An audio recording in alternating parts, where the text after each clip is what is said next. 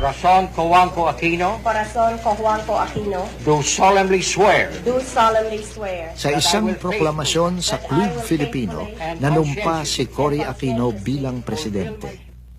Taos puso akong nagpapasalamat sa inyo lahat, sa inyong tangkilik sa akin sa loob ng 20 taon at ngayon ika-21 taon. Sa Malacanang, nanumpa rin si Marcos sa harap ng kanyang mga loyalista. Pero huli na ang lahat.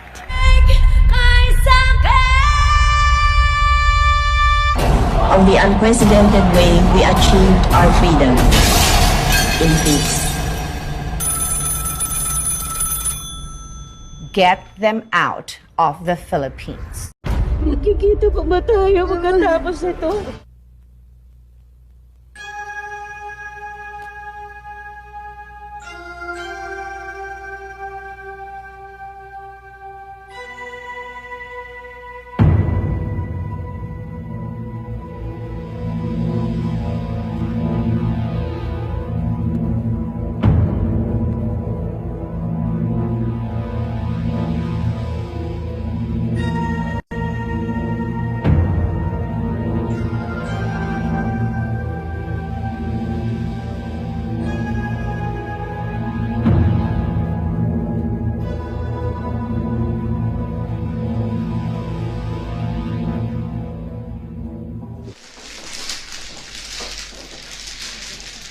Ano na?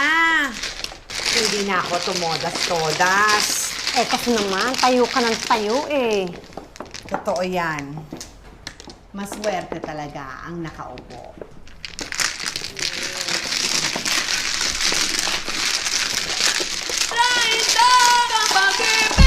Uuwi na tayo. Ngayon na. At saan naman tayo pupunta? Dito kami mamamatay ng daddy mo.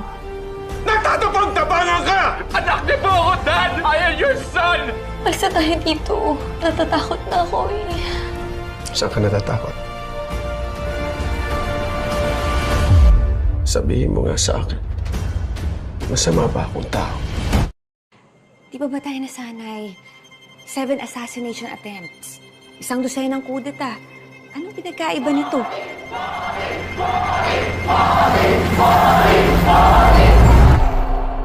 Kanina pa lang 6:30 ng umaga, may sinasabi na yung babae sa radyo na wala na raw yung mga Marcos. Sino itong mga kasama natin dito? Aparisyon? Bongbong! Dad! Bakit ganyan pa rin ang damit mo? Anong gusto mong palabasin? Dad, pinasabugan na po nila tayo. My order is to disperse in the crowd all the time, Mr. President, without shooting them. No. So, ang gusto mo, pasabugan din natin sila. Pugat to ng mga ahas! Dilingkis na nila tayo! Maghihintay na lang sila ng kung kailan yung tamang oras para lagutin yung hininga natin! Anong alam mo sa pagkapanalo? Anong alam mo sa katapatan? Gayong, palagi kang nagpa-party, palagi kang wala, palagi kang nasa club! Walang mamamatay dito. Hindi ko kayo iiwan ni Daddy. Bibit-bitin ko kayo sa ayaw niyo at sa gusto. Bakit ba kasi tayo aalis? Kung hindi tayo lalaban, kailangan naman maging ligtas tayo. Pinalibutan na nila itong Malacanang.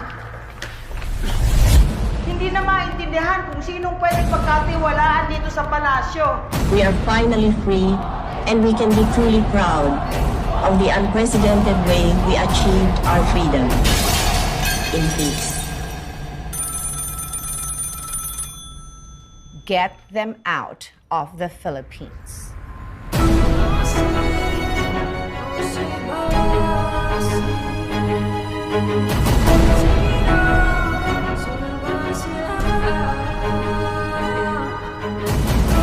Hindi na tayo makakabalik. Makakabalik tayo. Makakabalik tayo. Yes, that is quite clear. In spite of any result of any constitutional convention, I have no intention of running for a third term. Don't you think that 2 terms is enough for any man?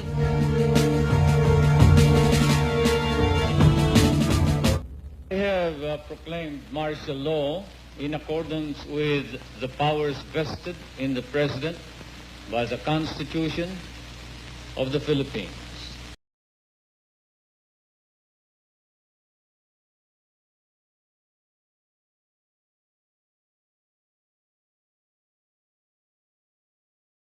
21, 1971. Lugar, Plaza Miranda, sa harap ng simbahan ng Quiapo sa downtown ng Maynila.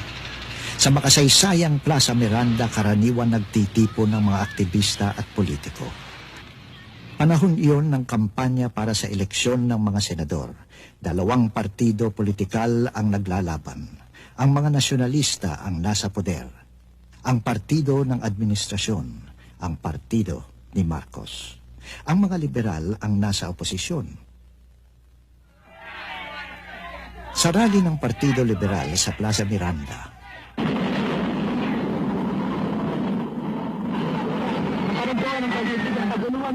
dalawang granada ang inihagis sa entablado.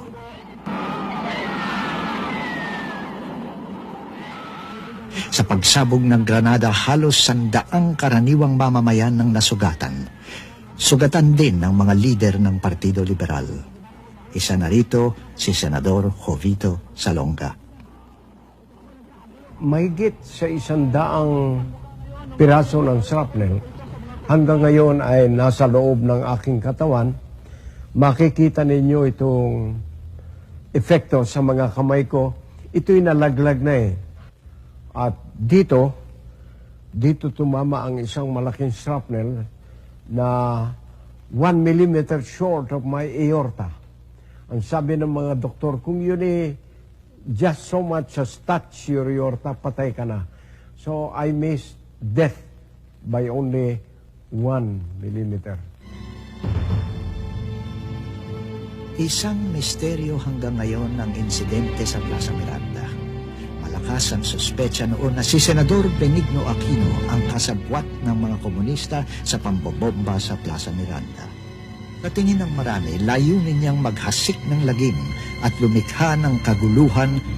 I, Ferdinand Marcos, President of the Philippines, by virtue of the powers vested upon me by Article 7, Section 10, Paragraph 2 of the Constitution, do hereby suspend the privilege of the writ of habeas corpus.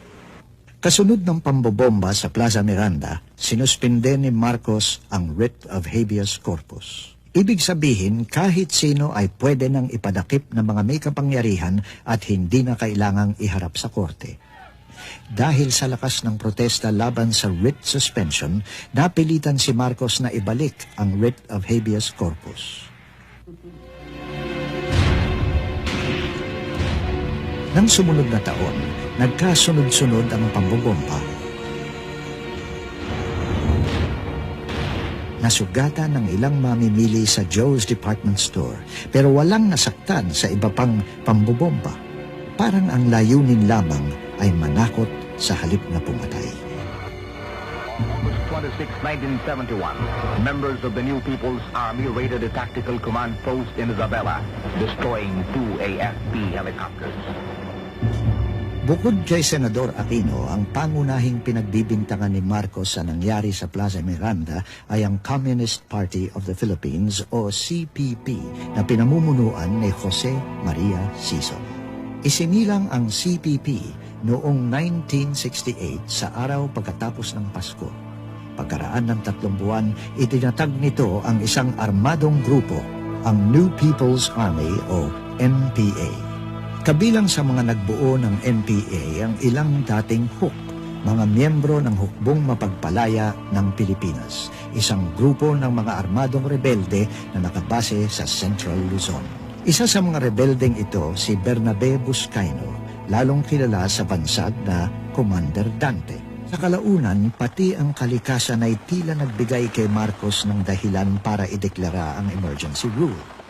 Noong Hulyo at Agosto 1972, isang napakalakas na bagyo ang lumikha ng baha sa Central Luzon at sumira sa mga palayan doon.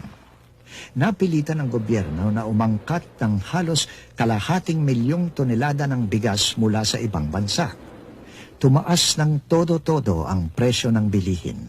Muli, naglabasan sa kalsada ang mga estudyante para iprotesta ang pagtaas ng mga presyo. Narito ang ating konstitusyon, ang saligan ng ating mga pag-asa. Samantala, namumuo ang iba pang klaseng kaguluhan sa Constitutional Convention o CONCON.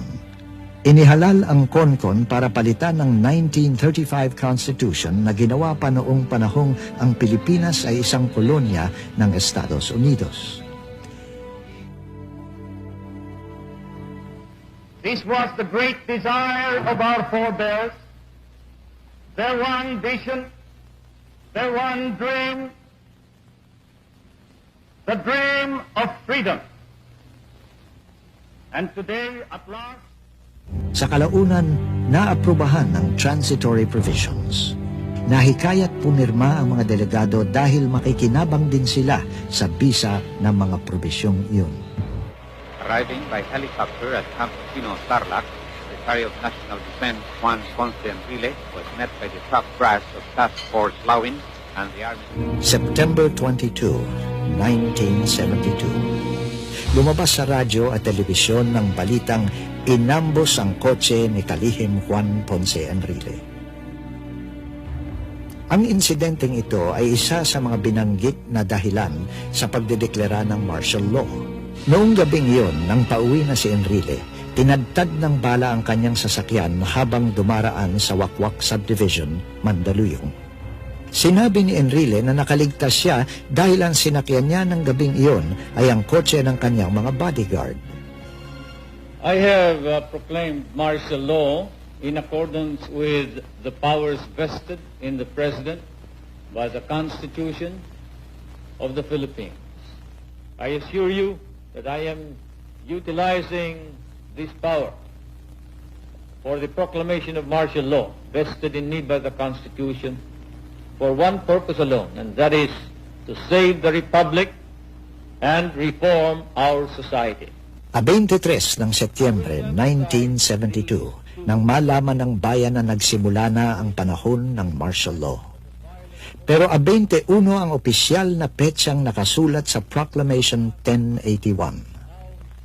Now, the limit has been reached, for we are against the wall. We must now defend the Republic of the Philippines with this stronger power granted by the Constitution. To those guilty of treason, insurrection, rebellion, it may pose a grave danger. But to the ordinary citizenry, to almost all of you, whose primary concern is merely to be left alone, to pursue your lawful activities, this is the guarantee of that freedom that you seek. All that I do and we in government must do is for the Republic and for you. Of troops. They cannot succeed without the support of the people. We cannot succeed without the support of our people. I am happy to see that the reaction throughout the country is favorable. I have received hundreds and hundreds of telegrams from all corners of the Philippines congratulating you and incidentally me for the proclamation of martial law, for the sudden cessation of anarchy and of criminality throughout the land, and of the re-establishment of an atmosphere of brotherhood amongst Filipinos. Now everybody seems concerned about his neighbor.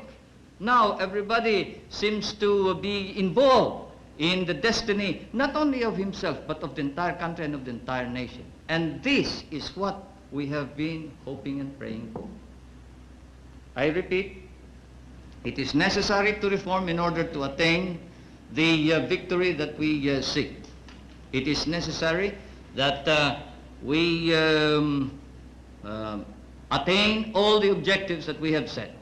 These objectives are, we must give to the poorest man whatever is his due. The rich man must now understand that this is a new kind of society. We will protect his rights. For whether he is rich or poor, he has rights. And those rights are as sacrosanct as the right of the military to dignity and to a reputation and a standard of proficiency to which he is entitled. Thus it is important that we must tell everybody, and I ask you to do this, to go out to your assignments, to your respective areas, to your units, to your area of operations and tell everyone that every citizen in this country has rights, and those rights will be protected, whether he is a businessman or a mere janitor, whether he is a tenant or a landowner. Those rights will be protected, but we will treat each other as brothers. The landlord must now learn to live with the tenant, and the tenant must be given his due. I am proclaiming today land reform throughout the entire Philippines. We must allow the tenant to now acquire ownership ultimately of his land, but he must engage in cooperative effort. We cannot just keep on subdividing land. We must cooperate. We must now establish cooperatives of production, cooperatives in irrigation, cooperatives in rural electricity, cooperatives in consumption, cooperatives in everything that we do, because we are a small nation and most of our people are small people. At the same time, we will protect business. We will protect investment, but not to the extent that business and investment will dominate the entire scene, dominate the Philippines, and that they shall dictate and rule the country. No. The business section need no fear whatsoever. As I have said, the soldier is not only courageous, he is not only humble, he is fair, because that is his standard of not only living, but his standard for performance. That is his very life. That is his very meaning of his being a soldier. Fairness and justice. And so you tell each and everybody that they can expect fairness, justice. We will reform our society so we will weed out the corrupt in our government. We must do so, because a corrupt government is an insult to the entire country. And it encourages rebellion, it encourages revolution. There can be no success, no victory, no achievement if we do not alter and change our political institutions so as to be able to remove the sterile and obstruct the attainment of the ideal that we have. The armed forces of the Philippines have set up a standard of their own. I know that you are engaged in cleaning up your own ranks. You are policing your own ranks. The Secretary of National Defense, the Chief of Staff have recommended, the major service commanders have recommended that we now establish a military commission to investigate, try and punish all personnel of the armed forces of the Philippines who may not perform in accordance with the exact standards, exacting standards of proficiency of the professional soldier. Because of this,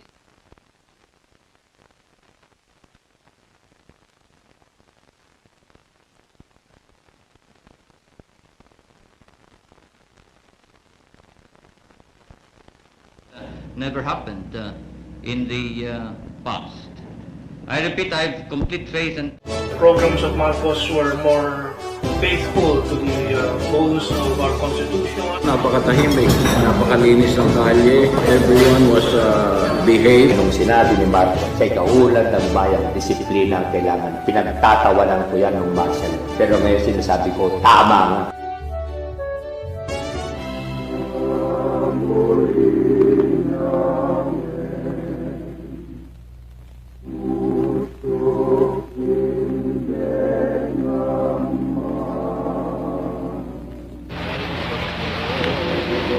This is the old but lucky bed where the president was born in the morning of Monday at 7 o'clock, September 11, 1917. Oh, we had our bed here. My husband is there. Do you know where the crib would be? There, by his side. Ang presidenteng nagdeklara ng martial law ay kinilalang isa sa pinakamatalinong Pilipino ng kanyang henerasyon. Habang estudyante sa law school at 21 anyos lamang, nasangkot siya sa isang kontrobersyal na insidente. Ang kanyang ama, si Mariano Marcos, ay natalo sa pagkakongresista ng Ilocos Norte. Ang nanalo ay si Julio Nalundasan. Isang gabi pagkatapos ng eleksyon, habang nagsisipilyo sa bintana ng kanyang bahay, si Nalundasan ay binaril at napatay. Ang pangunahing pinaghinalaan ang sharpshooter na si Ferdinand Marcos. Sa husgado, napatunayan siyang nagkasala at hinatulan siya ng 17 taon sa bilangguan. Nag-review siya para sa bar habang nakakulong at naging top-notcher sa kabila ng lahat. Sa Korte Suprema, siya mismo ang dumipensa sa kanyang sarili. Ang hukom ng Korte Suprema na duminig sa kaso ni Marcos ay si Jose Laurel Sr. na naging presidente ng puppet na republikang itinatag ng mga Hapones noong ikalawang digmaang pandaigdig. Pinawalang sala niya si Marcos. Para kay Marcos, isang malaking tagumpay ang kasong nalundasan. Sa panahon ng giyera,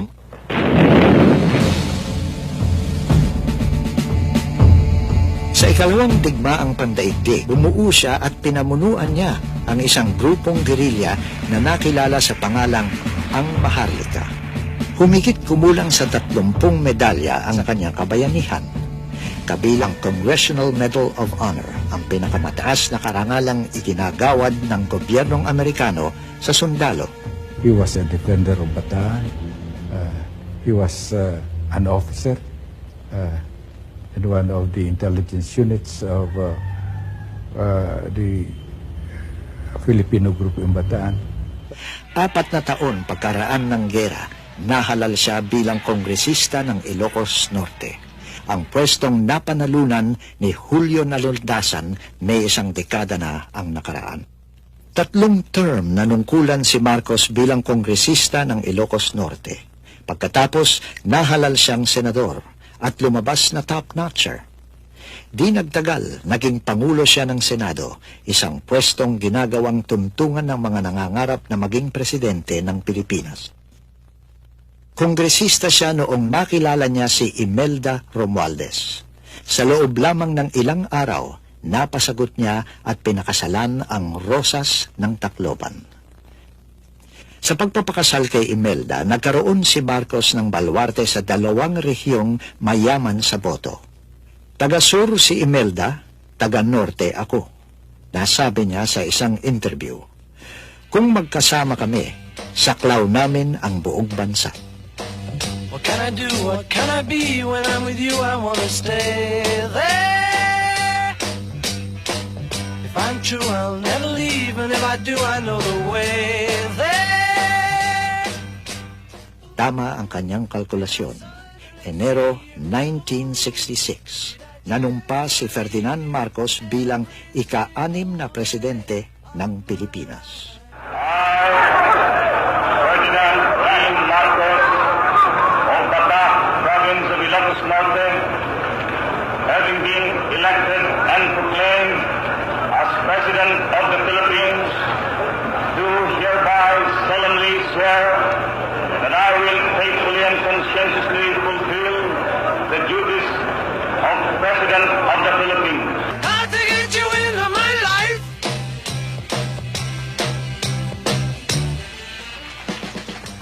I think the first term in particular was memorable for the achievements in infrastructure. And whenever you travel in the country, you still see this foundation. Kasama na rin yung mga malalaganap na national highway sa buong bansa. Yung 4 years ni President Macapagal, I think less than 50. Kung magkamali ako, sabihin ko, less than 500 classrooms were built. In the first 2 years of Marcos, 17,000 classrooms.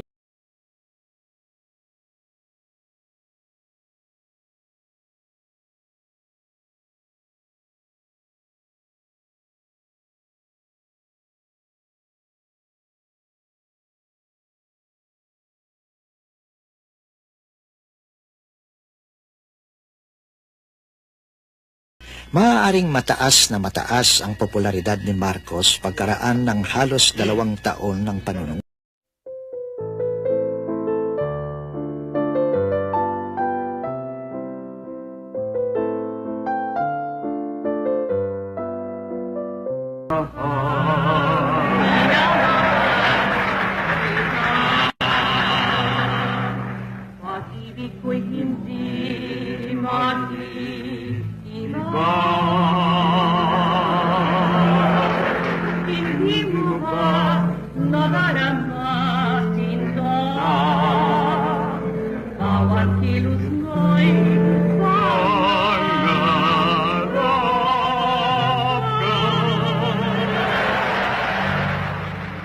I must tell you a secret.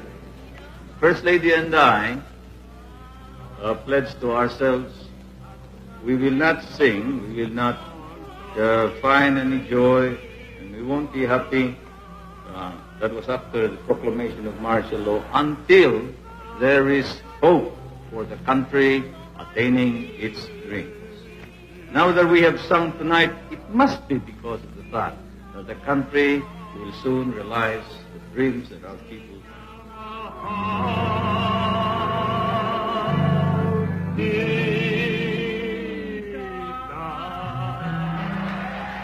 Martial law was a Lincolnian instrument. If you will remember, President Lincoln, during almost the union of the United States there was a civil war. In order to stop the disintegration of the United States, of the Union, he proclaimed martial law even if martial law was not provided for in the American Constitution. I know that opportunity has been knocking at the door for a long, long time for the Filipino people to rise up on their own and build a new nation and build a new country, a country of which our children and their succeeding generations shall be proud. We build a new country, a new nation, and new people in this new society.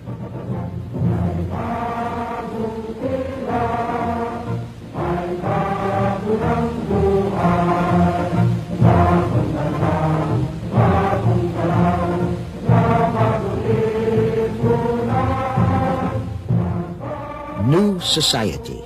Yon ang itinawag niya sa bagong kaayusang itinatayo niya kapalit ng sistemang kanyang giniba. Bagong lipunan.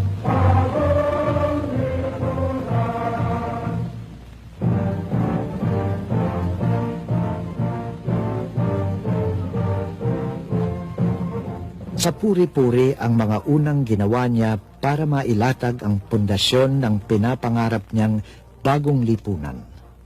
Iniutos niya na lansagin ang mga private armies. Pinasuko niya ang mga armas na hindi lisensyado. Pinatalsik niya ang humigit kumulang sa 6,000 empleyado ng gobyerno na di umano'y kasangkot sa graft and corruption.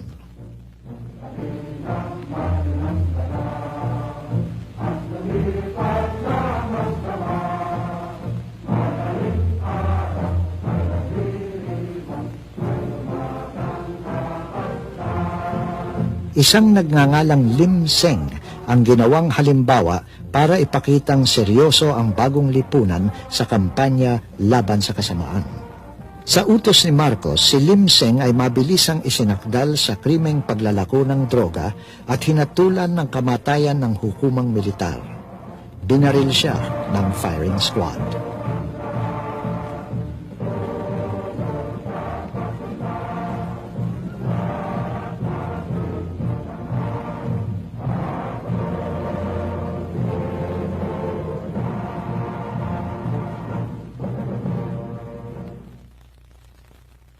Estudyante pa lamang siya sa universidad, ay sumulat na si Marcos ng thesis tungkol sa authoritarian governments.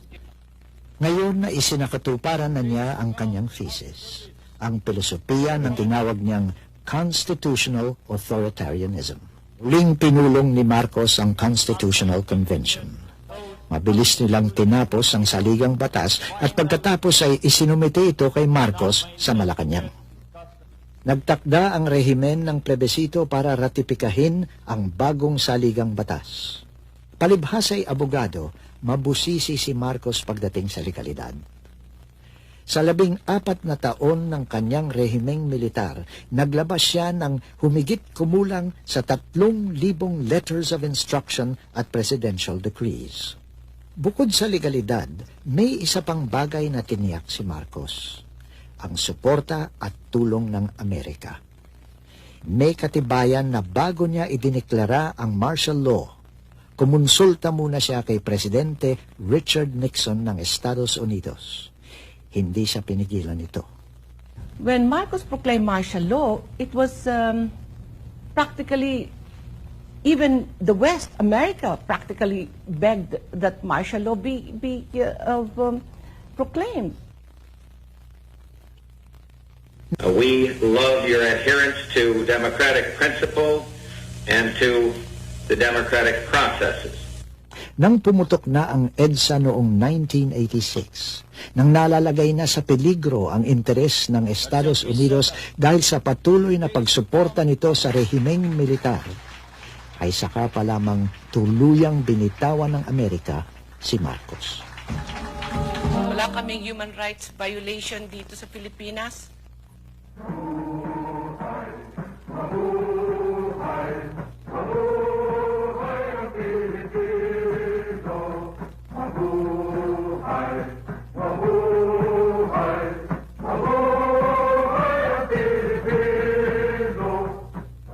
Ang tagapagpatupad ng martial law ay ang Armed Forces of the Philippines. At salamat sa martial law, lalong naging makapangyarihan ng sandatahang lakas. Makikita natin na simula noong 1972, in increasing numbers, military officers became, assumed the important and strategic positions in the civilian bureaucracy, including ambassadors to foreign countries, including governors in provinces that had a high incidence of insurgency.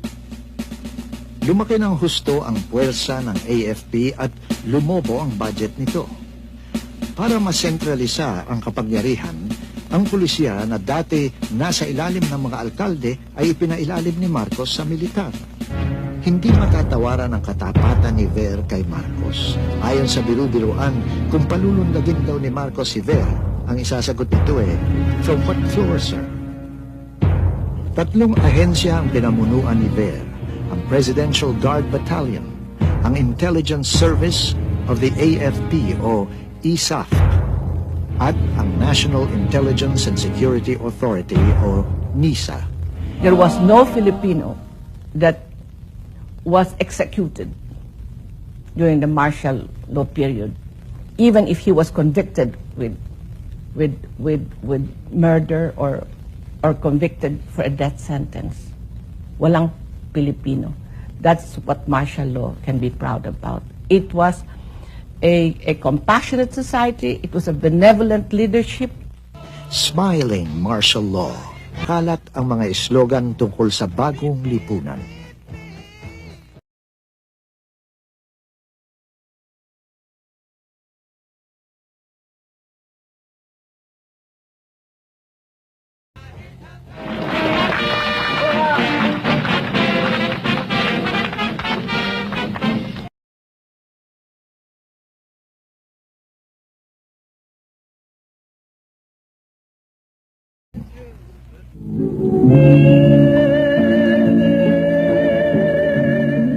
Mrs. Marcos can be so charming, you know.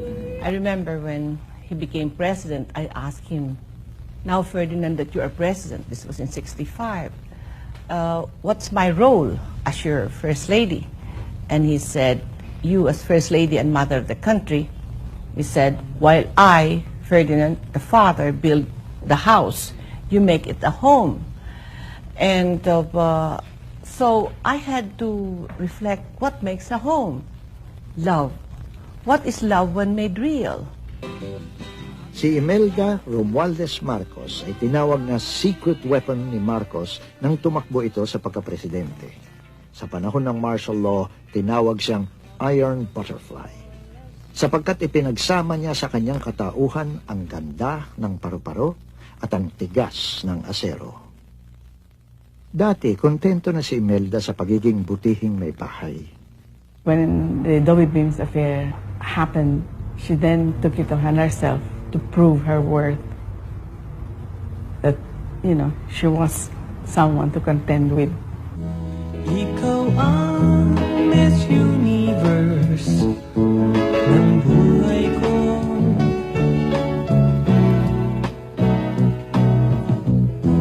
Ilang beses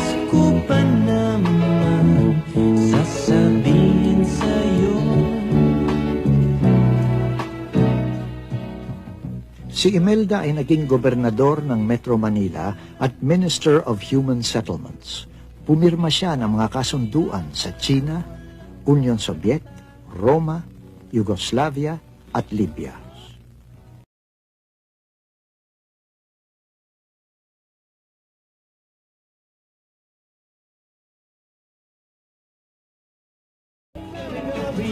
Sa mararangyang handaan, ayon sa mga kritiko, si Imelda ay may edifice complex. Ito'y sa dahilang nagpatayo siya ng kung ano-anong edipisyo at gusali. Folk Arts Theater, Philippine International Convention Center, Heart Center, Lung Center, Kidney Center, Film Center, Cultural Center. Yung Cultural Center, yun ang parang our monument to the Filipino soul and spirit. Doon natin ilalagay lahat ang kagandahan na that we have upheld, the beautiful and the good and the right that we have upheld and the true that we have upheld as a people through the centuries. Nang ikasal ang anak niyang si Irene,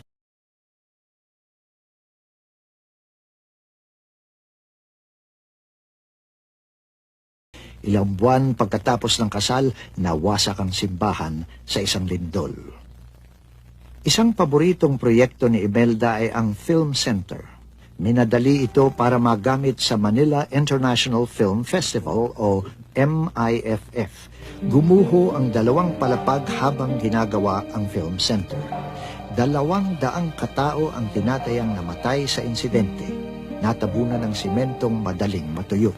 Masyadong ulan, basa pa yung semento sa tuktok, nag-collapse yung ceiling at merong nabaon na ilang tao doon. Pero hindi totoo na meron kaming iniwan na patay doon. Yan naman Diyos ang may alam. Miski natin hukayin piece by piece, stone by stone dyan, ni isang buto ng tao wala dyan na iwan. Totoo yan.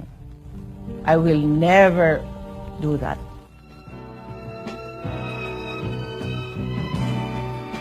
Bakit ngayon?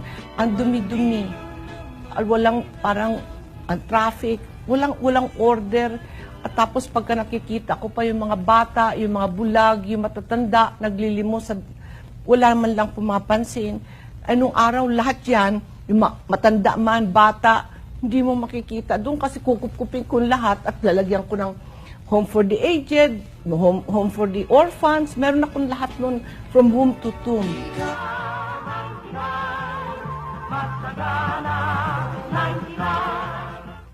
Sa kanyang ikalawang presidential decree sa ilalim ng batas militar, ipinahayag ni Marcos na ang buong Pilipinas ay isa ng land reform area. Ipamamahagi ang lupa sa mga magsasaka. I, Ferdinand Marcos, President of the Republic of the Philippines, do hereby decree and order henceforth, from this day on, October 21st, 1972, the emancipation of tenant farmers of the Philippines.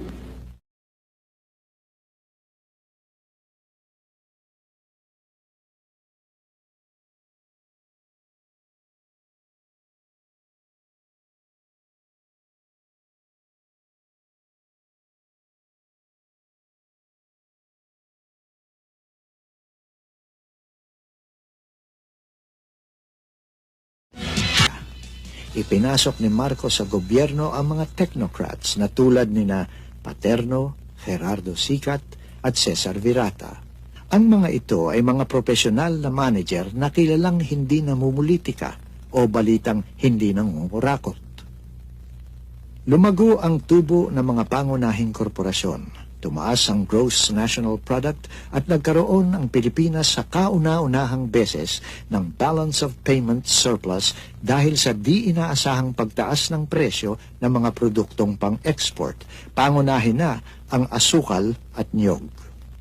I would say 1972 to 1976.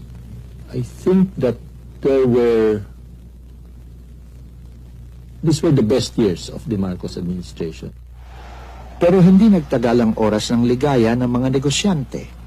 Nang pumutok ang giyera sa Middle East, tumaas ang presyo ng langis at bumagsak ang export earnings ng Pilipinas.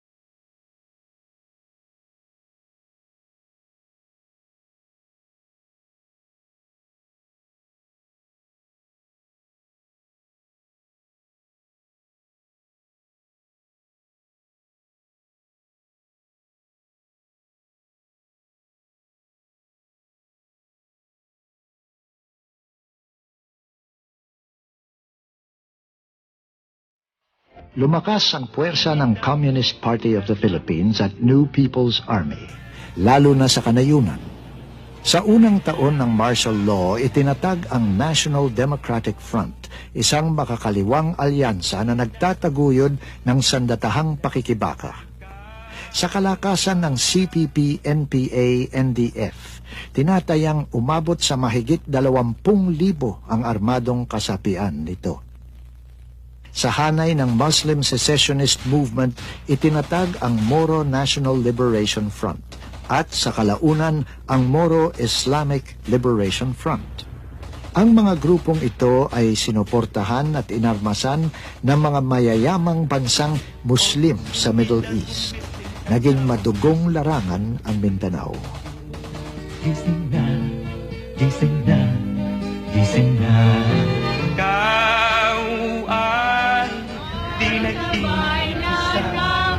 Ikilos mo ang iyong mga kamay, hakbang mo ang iyong mga paa.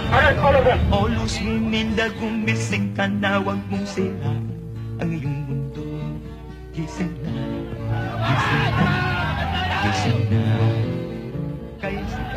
Kumilos din ang mga makabayang politiko. Noong 1978, dahil sa tulak ng administrasyon ni Presidente Jimmy Carter ng Estados Unidos, napilitan si Marcos na idaos ang matagal nang nabibimbing eleksyon para sa interim batasang pambansa.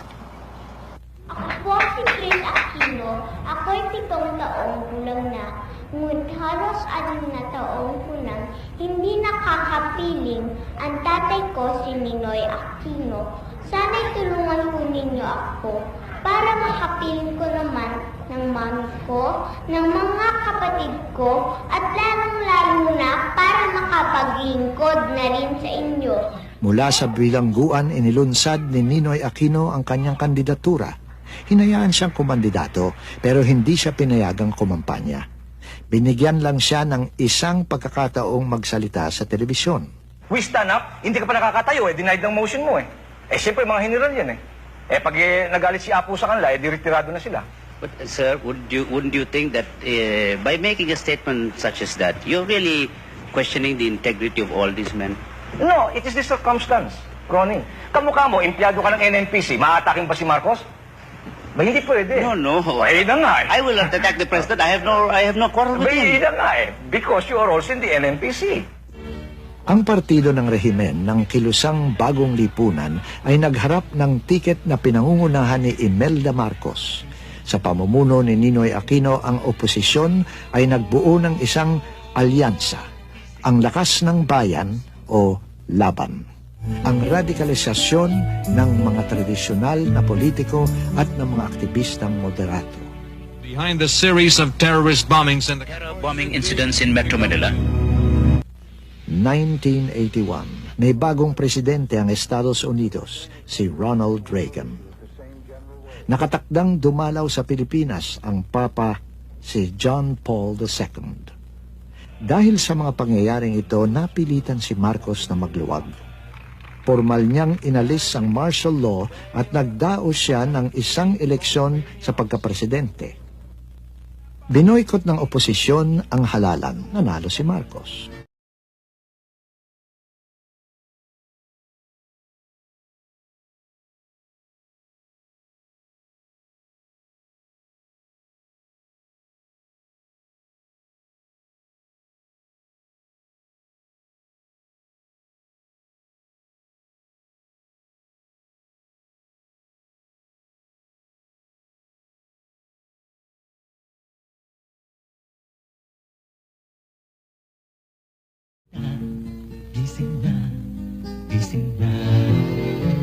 Sa panahong ito, naninirahan na sa Estados Unidos si Ninoy Aquino at ang kanyang pamilya.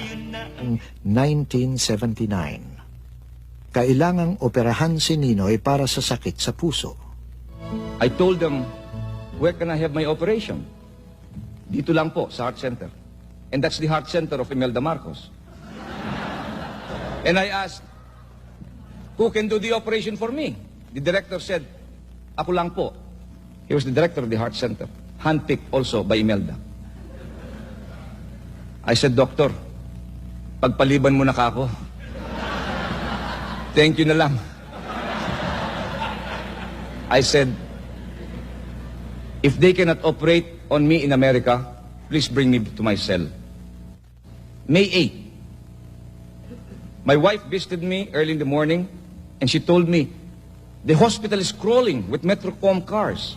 Guards all over the place. Baka kami magbibisita sa'yo. Then all of a sudden, my guards started jumping, putting their barong Tagalog, hiding all of their guns. I said, tama, may darating na VIP. And then lo and behold, the beautiful one ascended into my suite. She came, and she was really beautiful. She has not aged, and she sat down and said, Naku, Ninoy, sabi niya, I'm sorry to see you like that. Would you like to go to America? Abay ka ako, sure. Oo. Eh sa tuwa ko, tinanggal ko pa yung aking kwintas, kako anting-anting ko ito, iwanan ko nakaprepare dito. Palayasin na niyo ako, pumunta niyo ako sa Amerika. Sabi niya, there's a plane leaving at 6 o'clock. You can be in that plane. Ang kanyang pag-uwi, kinansela ang kanyang pasaporte at winarningan siya na may mga magtatangkang pumatay sa kanya kung sakaling umuwi siya. Nung nagkita kami ni Ninoy, sabi ko, Ninoy, ang sabi ni Presidente, okay na okay daw. In fact, matagal ka nang hinihintay niya eh. Ilang taon na yun, nagtataka siya, ba't hindi ka pa umuwi? Sabi ni Presidente Marcos, okay na okay, pwede kang umuwi. Ngunit, sabihin mo sa amin kung kailan ka uwi.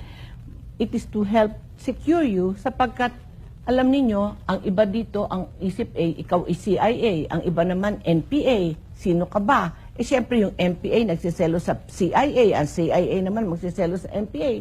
Kaya, for your security, you inform us. Noong panahong iyon, malubha na ang sakit ni Marcos. Meron siyang lupus erythematosus, isang sakit na posibleng makamatay. President Marcos at that time, August 21, was not only sick, he was dying because there was a rejection of his kidney transplant on August 7. He was dying. And so sabi niya, tawagin mo si General Ver, who was there, and he said, ask if Ninoy is arriving. Ang sabi naman ni General Ver, I don't think so, sir, kasi matagal na yung balita, wala naman dumadating. At saka hindi naman tayo ni-inform. Nakagawa si Ninoy ng paraan para sa kanyang pagbabalik. Nakakuha siya ng peking pasaporte sa pangalang Marcial Bonifacio. At dumaan muna siya sa ibang bansa para lituhin ng sino bang sumusubaybay sa kanya. You have to be very ready with your hand camera because this action can become very fast. In a matter of 3-4 minutes, it could be all over, you know. And I may not be able to talk to you again after this.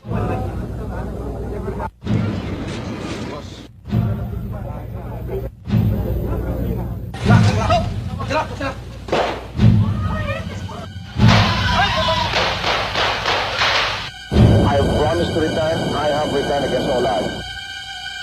Dahil sa tindi ng reaksyon ng taong bayan, nag-utos ng formal na investigasyon si Marcos. 2 investigative commission ang binuo. At binuwag din pagkatapos dahil walang kredibilidad sa publiko. Ang ikatlo, ang Agrava Commission sa pamumuno ni Judge Corazon Agrava ay hindi nagpakita ng takot. It was so sad. On my birthday, months after, they indicted me in the Agrava Commission 1984. And hindi ko maintindihan bakit ako nakaunang sinalang nila indicted for the assassination of Ninoy. And every time I think of it, I cannot understand why. Si General Fabian Ver ay isa sa mga pinaghihinalaang utak ng krimen. Ipinatawag din siya ng Agrara Commission at kasama siya ng mga akusadong militis ng Sandigang Bayan. Napilitan si Marcos na papagbakasyonin muna si Ver. When General Ver was asked to go on leave because of the initial findings of the Agrara Commission, the 68 general officers in the service at the time, I was the 69th, passed around a manifesto declaring support for him.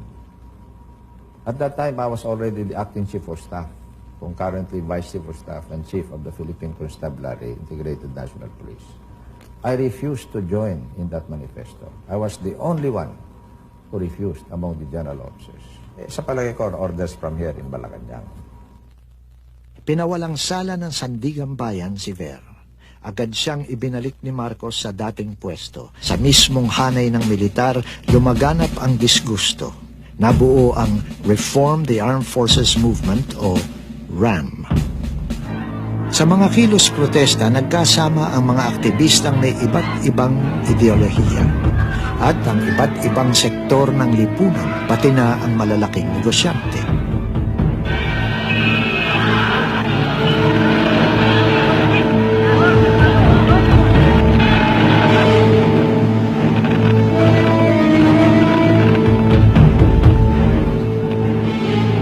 Lumakas din ang tinatawag na alternative press, mga periodiko at magazine palaban at walang takot tulad ng Malaya at Mr. and Miss Special Edition.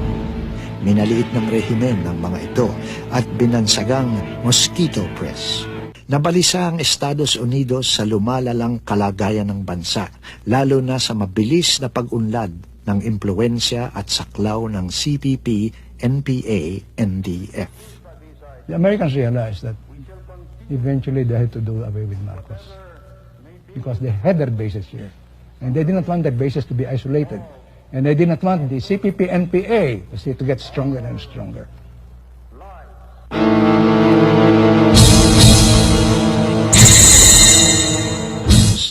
That I am ready to call a snap election, perhaps earlier than 8 months, perhaps in 3 months. Or Is it going live to air? Yes, sir. What time is it there? Sunday, 10 a.m., sir. And as you asked, it's going live to 50 million viewers all over the U.S. 10 seconds, sir. 10, 9, 8, 7, 6.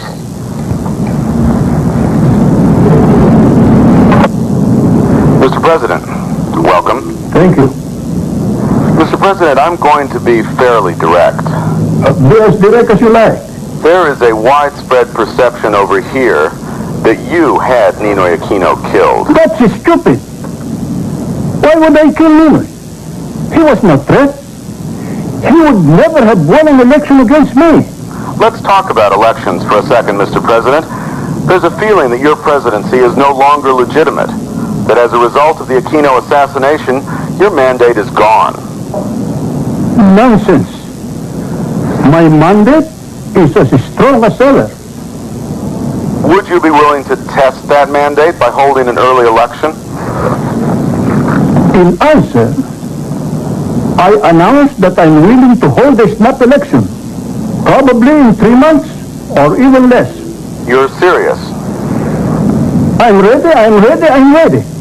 There have been allegations that you have conducted massive voting fraud in the past, Mr. President. Will you allow observers in to oversee the elections to make certain that they're fair? You're all invited. I have spent 2 years building up an effective political machine, and you're trying to tell me I shouldn't run because Cory might? What kind of nonsense is that? Dory, I admire Cory. I can say that to her face. I admire her enormously. But she has absolutely no political experience. And she hasn't even decided if she wants to run. Dory, what we are all trying to tell you is that no matter what happens, there must be only one candidate against Marcos. If we split the opposition, we're lost.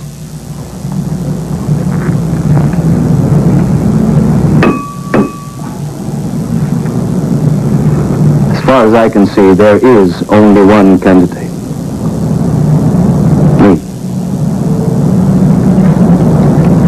When you're all happy about that, contact me and we'll start to talk strategies.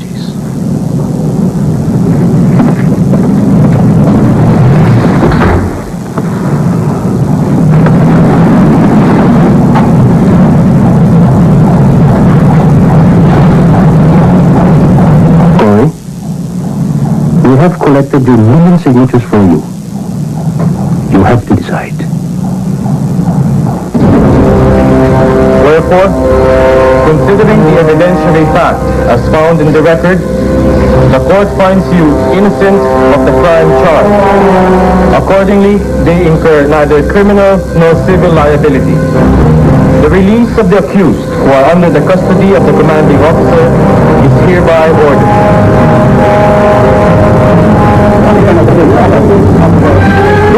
Come on, what statement you got to make? Well, thank God it's all over. Well, does nothing glad you be acquitted? Never. Because there never was any cause.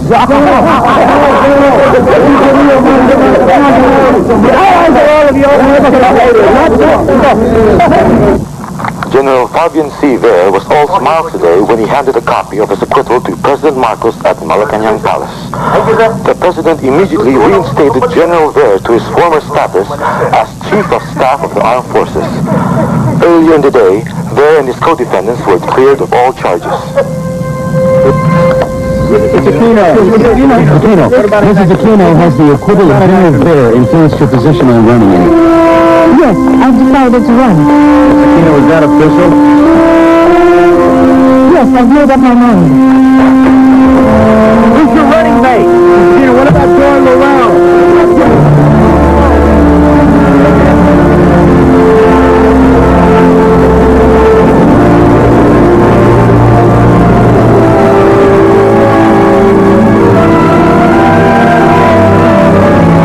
They want to stop me.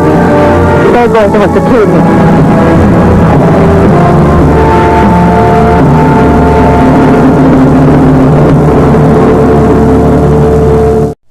I just want to remind Mr. Marcos that it was he who called for snap elections, and once the people decided to participate, he better watch out if he threatens to frustrate their will again. I'm afraid he will have an angry people on his hands. Mrs. Aquino, you keep making what sometimes sound like veiled threats and sometimes not so veiled. What do you mean he'd better watch out? Well, all along I have asked the people, not to engage in any violence, and so far they have listened to me. And if you may recall, just after my husband was assassinated, I did go on radio in our country, and I asked the people, to observe peaceful means and not to resort to violence, and they did obey me. But this time, they have a greater stake in this. It's not just Cory Aquino, but the future of our children and our children's children. So if they think that they have been cheated out of an election, I'm afraid they might not listen to me anymore if I still insist on going about this peacefully. Well, let me put it to you this way. You are running for president of the Philippines. You are putting yourself forward as the leader of your nation. And now, if I understand what you're telling me correctly, you're saying if the election doesn't go the right way, you may not be able to control even your own followers. That doesn't speak very well for your ability to be able to run the country. Well, Ted, the people who are with me now are so convinced that I will win. And if Marcos resorts to terrorism or to gross cheating, then the people who have supported me may finally think that the electoral process is just not advisable anymore. Are you raising the specter, the possibility of something approaching even civil war? No, not civil war, as long as I can manage it. In fact, I have said that if Mr. Marcos cheats me out of this election, then I will call for daily demonstrations. However, if these daily demonstrations will still not get us the desired results, then I am afraid that the people might not listen to me anymore.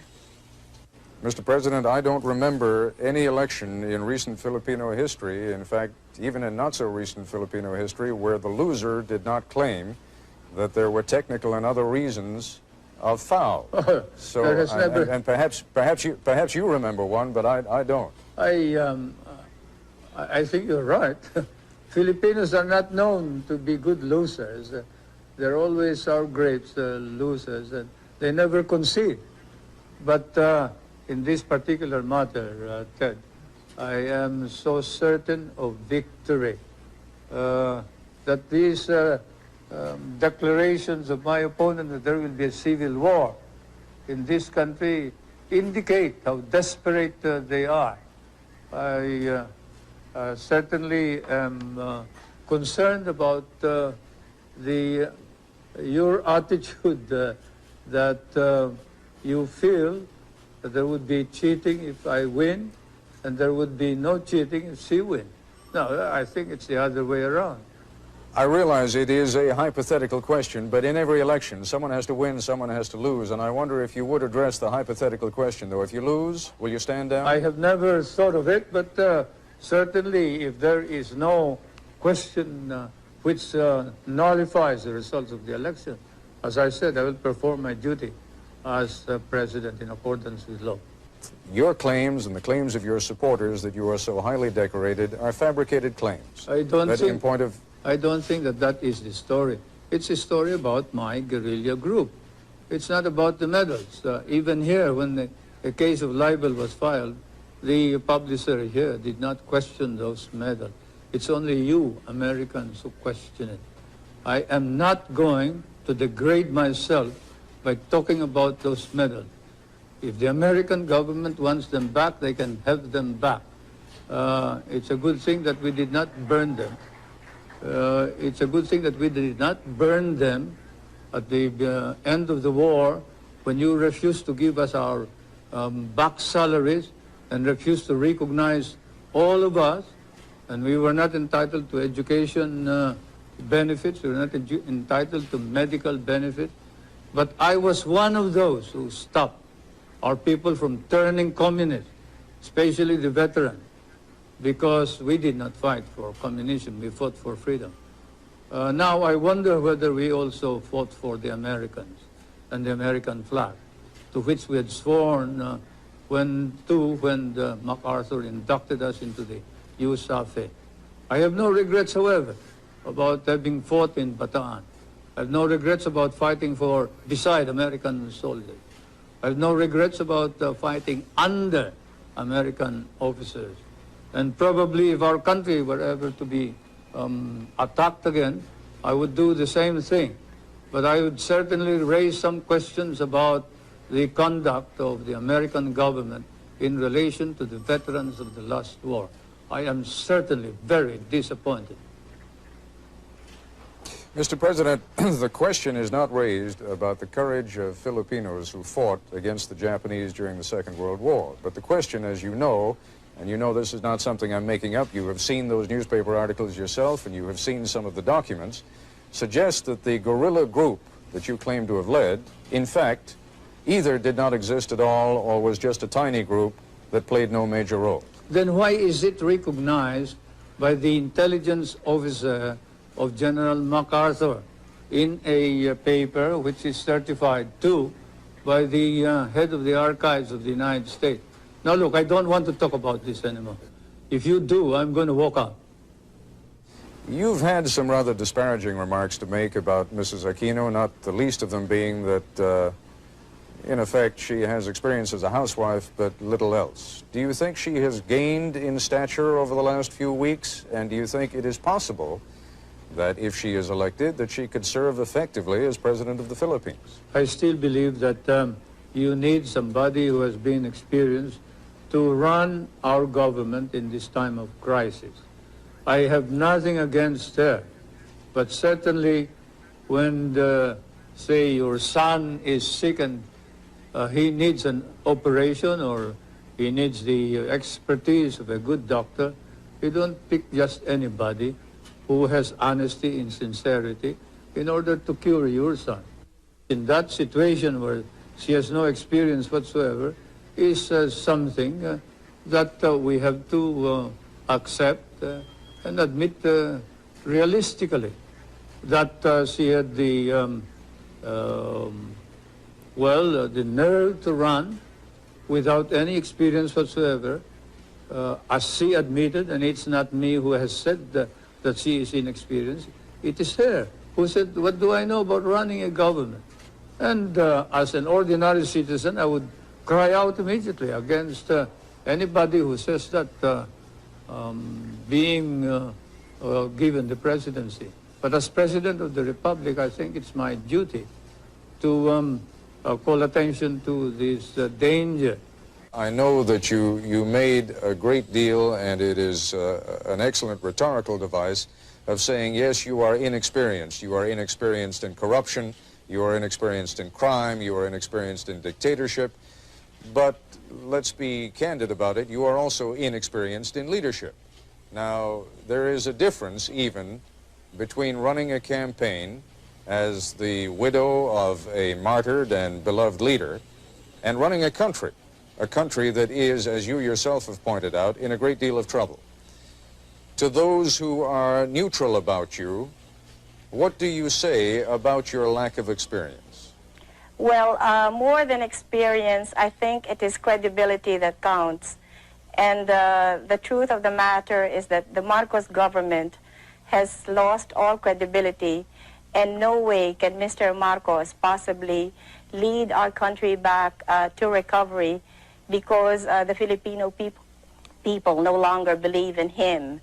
I realize that I am inexperienced, but as Mr. Marcos himself confessed, it took him 6 months to learn how to be president. And I guess I can do the same thing.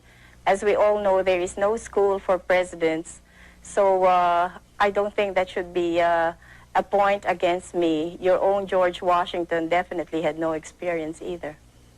It is possible that he had no experience as a president, but he certainly had some experience in leadership when he became president.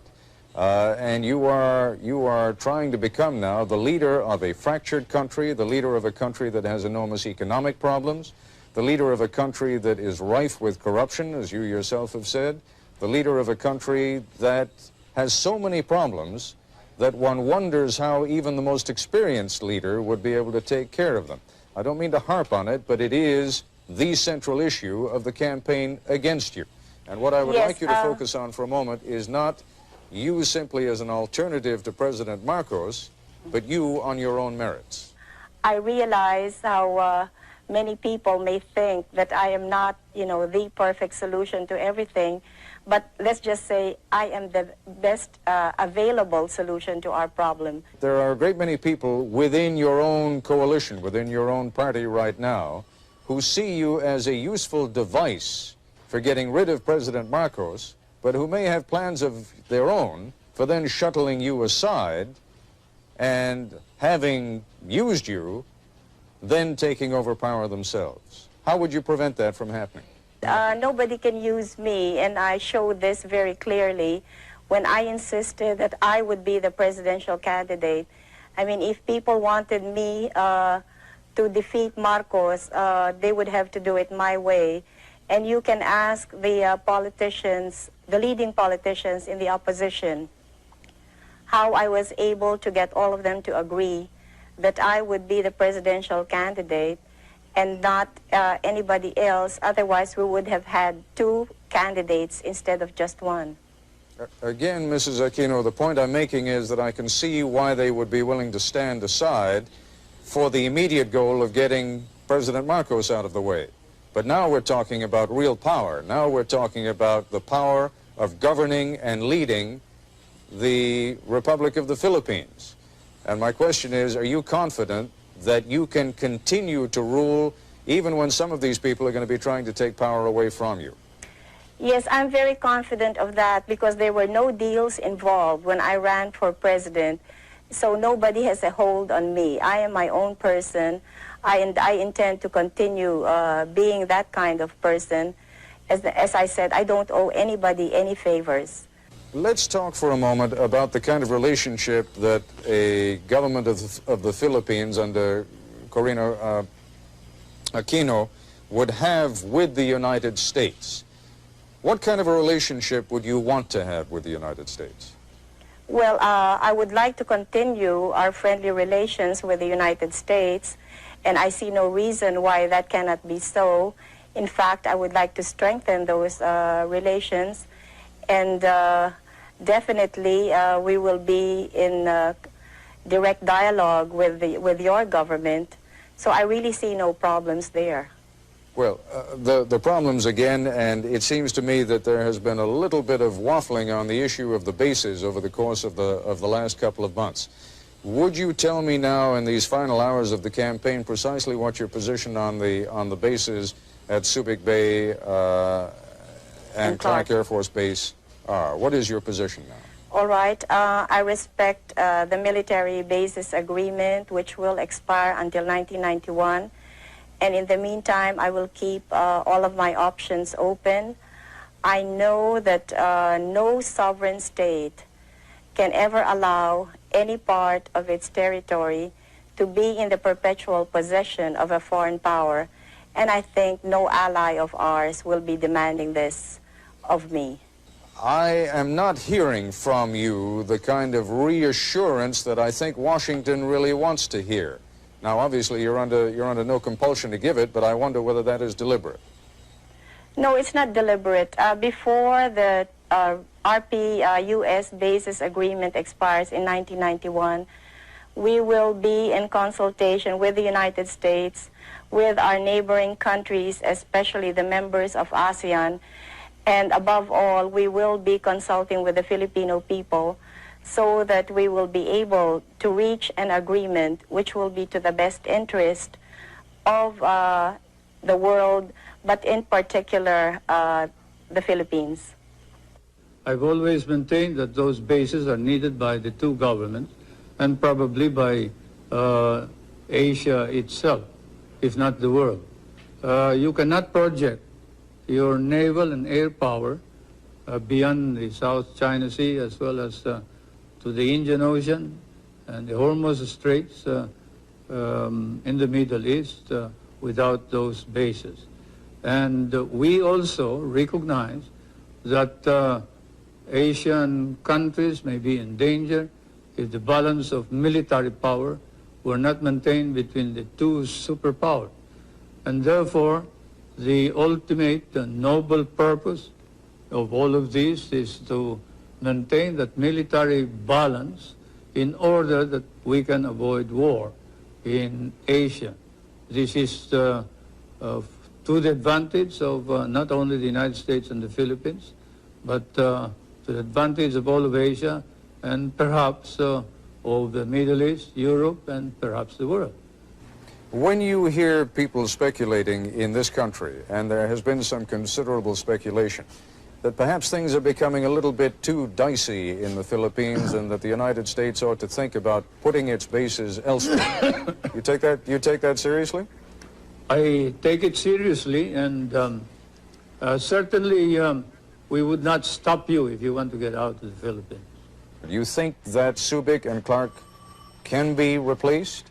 You will not be able to find any replacement of Subic and Clark, but you are free to get out anytime you think it wise to do so. Mr. President, some would say that the gravest danger to the Philippines these days is that there is a crisis of confidence, and that what Mrs. Aquino would bring to the presidency would be a fresh breeze, and that she could get the expertise by surrounding herself with competent experts, but that what is needed is a fresh sense of trust, a sense that the corruption that is charged will be cleaned out, a sense that the cronyism that is charged will be cleaned out, a sense that the brutality that is charged against members of your armed forces and the police will be cleaned out, and that Mrs. Aquino can fulfill that role and you cannot? You, sir, are guilty of speculation and making allegations that are not proved by evidence. Corruption and hidden wealth were charges included in the impeachment proceeding. They were debated upon, and the opposition was challenged to present their evidence. They could not. There is no evidence. Even in your hearings in the House of Representatives subcommittee of Mr. Solar, Congressman Solomon and Roth, I think, have said that there is no evidence about corruption or hidden wealth, and that this is all hearsay and all rumor. Now you repeat it as if it is the gospel truth. I question your right to make this as a premise for any further questioning.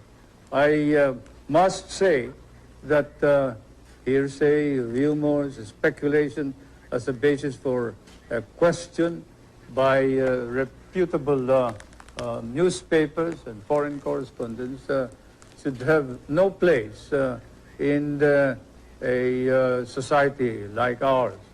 Your society. Mr. President, you are quite right. If I were the only one raising those questions, there would be no point in raising them at all. The number does not matter, Ted. Whether 1,000 people raise it, if there is no evidence, then it is false. Whether it is raised by 10,000 people, if there is no evidence, then it is patently false. Numbers do not matter. It is evidence that matters. And you don't have any evidence. Mr. Solas has no evidence. The opposition has no evidence. They're just talking loud, and they're engaged in a smear campaign, and you are helping them. Mr. Solars claims that he has testimony from someone who met with who claims that he has testimony from someone who met with your wife, Mrs. Marcos, who spoke to him of properties that you hold through other names in New York, and that Mrs. Marcos said to this man who testified before the committee that she expected by 1987 to have $70 million worth in profits on those properties. Now that is the testimony. You're saying there is no testimony. It may be inaccurate, but the testimony, sir, is there. The witness, when asked by Congressman Solomon whether there is any evidence whatsoever proving this, said, I merely heard it. It is something that I heard from somebody. I do not know your sources of information. You may be more accurate than I am. But certainly, I don't consider that evidence which ties us up to the ownership of any of these properties. And we are looking into the manner in which the evidence has been obtained by some of your investigators and some of your foreign correspondents, your newspaper men. And then after the elections, we will then look into the legal aspects of the coercion and intimidation that has been going on against some of the witnesses. But anyway, whatever it is, I deny categorically any speculations of the corruption and hidden wealth that is being alleged, so much so that the opposition members of the Batasan, the legislature, are now facing perjury cases in our courts, and we are going to see to it that these cases will be pushed through. There have been charges by both sides, against both sides, of corruption in the voting process. How is it going to be possible for anyone ever to be satisfied that this was an honest election, even if it were? Well, I guess as long as it is fairly honest, then we would be able to satisfy everybody. But if there are outright violations and we can see that there has been such enormous fraud, then that would be difficult to convince the Filipino people. But as I said earlier, since there are so many people personally involved in these elections, then we will see people power working to make sure that we get as clean and honest elections as possible. how much fraud, how much corruption in the process are you prepared to accept? Well, that all depends, Ted. Naturally, I cannot envision what Mr. Marcos is going to do. So I cannot say right now just what it is that I will be able to accept or what I will totally reject.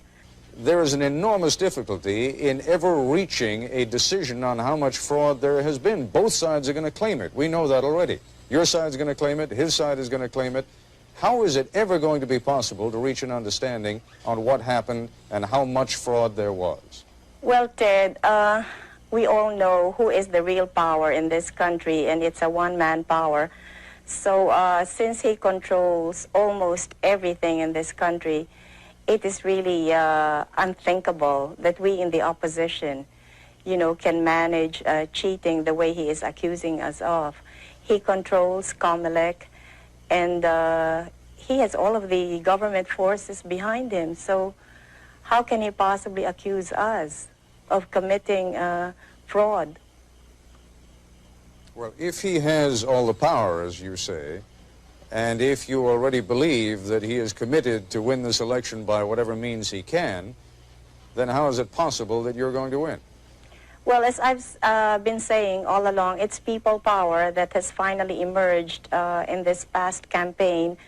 And there will be many of these people who will be poll watchers in the coming elections. So they will be guarding their respective polling precincts, and they will also be watching the tabulations.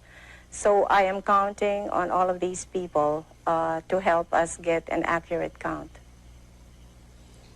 What happened during the campaign with regard to media coverage?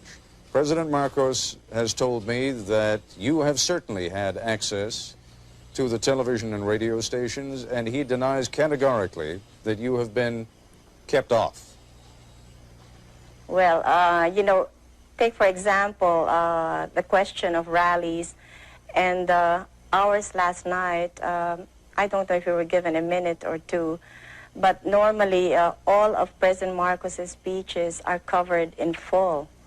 So I'll be lucky if I can have a sentence or two. We both addressed the Chamber of Industries, and his speech was covered in full.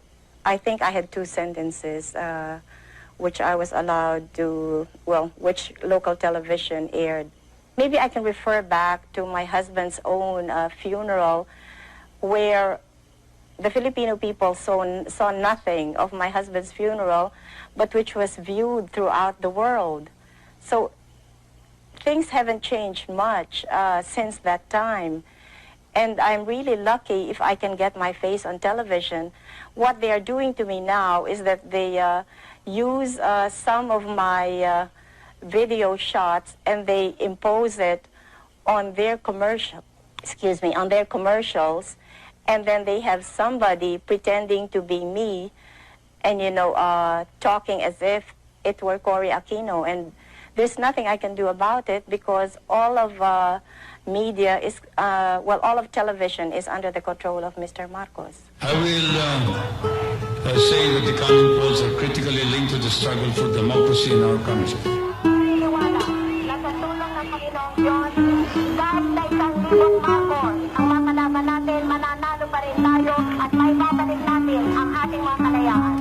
The opposition is planning a mock, kunyari lang, a stage, a false ambush.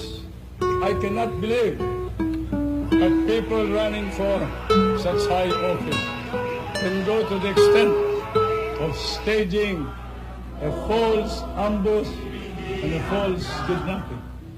I admit that I have no experience in cheating, stealing, lying, or assassinating political opponents.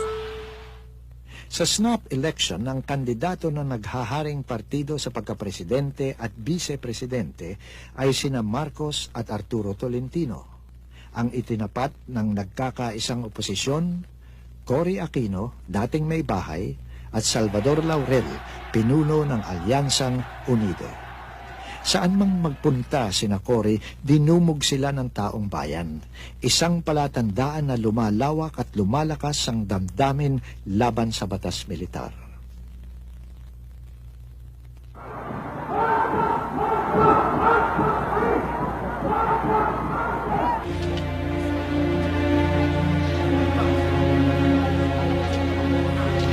Nang mag-walk out bilang protesta ang mga computer technicians, itinuloy sa batasang pambansa ang bilangan ng boto.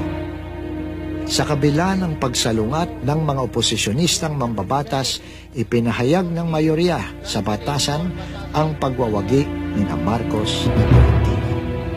Nakita ng Reform the Armed Forces Movement ang pagkakataon para kumilos laban kay Marcos.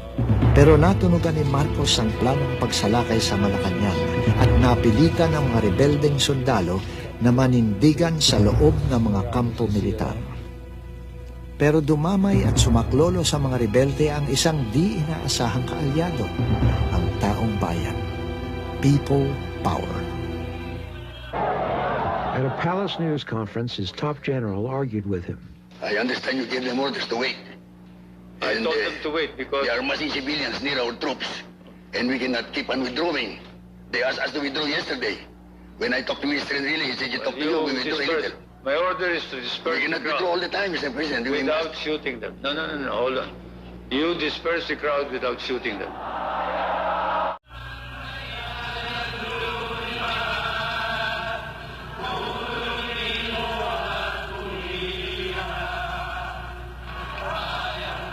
I appeal to the civilians to stay calm.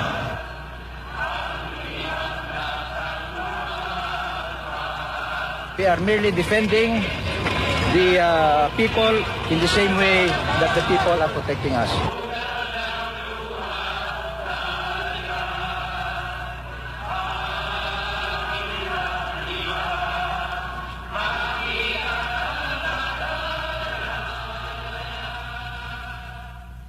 This is a small matter which we have control of. Corazon Cojuangco Aquino. Corazon Cojuangco Aquino. Do solemnly swear. Do solemnly swear. Sa isang proklamasyon sa Club Filipino, nanumpa si Cory Aquino bilang presidente. Taos puso akong nagpapasalamat sa inyong lahat, sa inyong tangkilig sa akin sa loob ng 20 taon at ngayon ika-21 taon. Sa Malacanang, nanumpa rin si Marcos sa harap ng kanyang mga loyalista. Pero huli na ang lahat.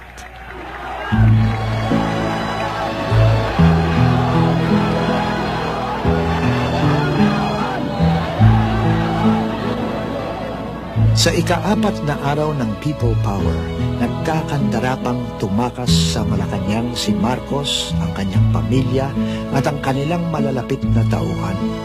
Dinala sila sa Hawaii sakay ng mga helicopter at eroplano ng Estados Unidos.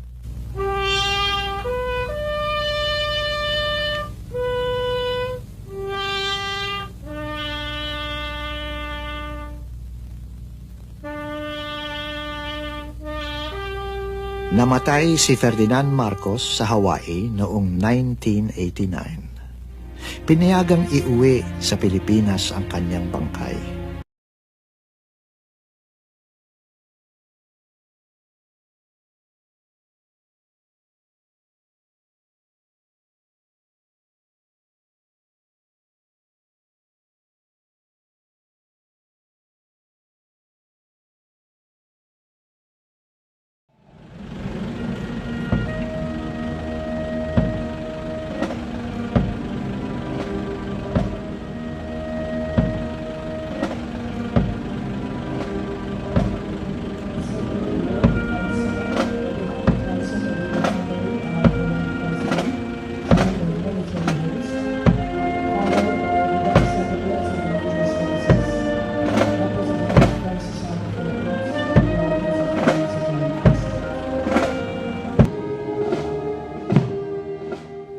My father's fervent wish that when he came to the end of his days, that he be buried in a simple soldier's ceremony.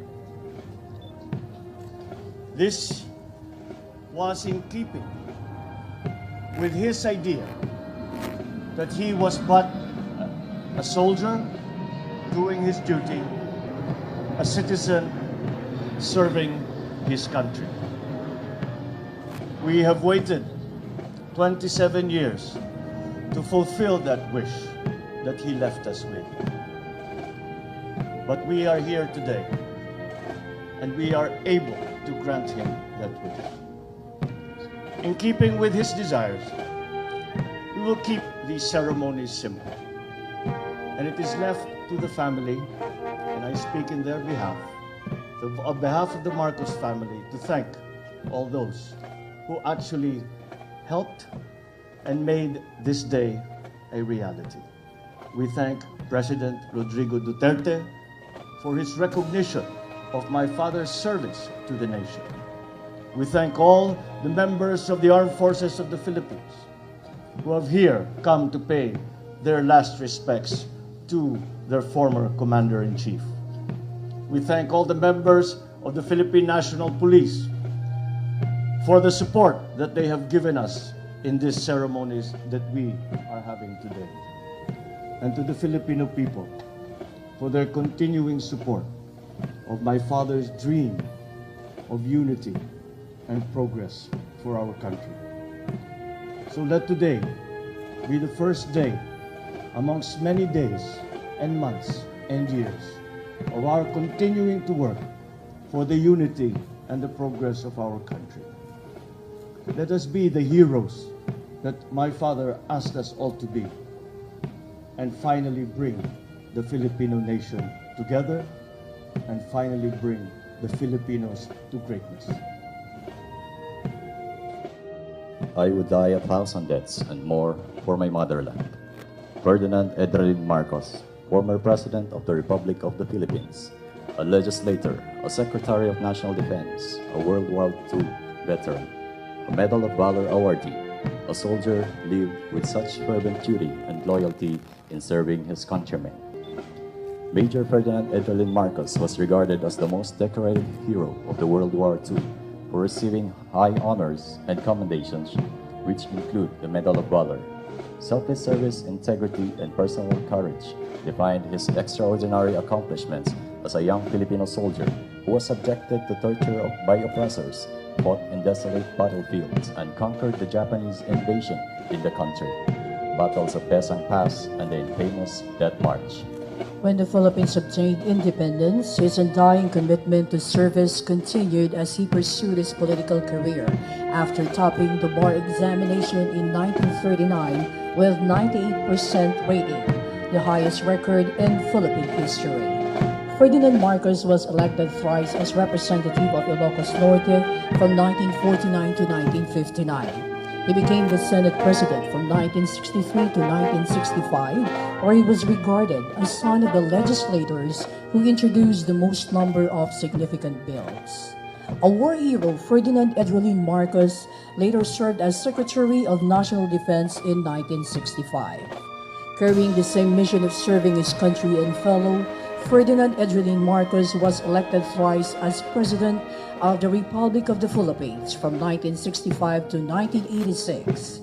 As one of the youngest elected president in history, he made a vision for the Philippines.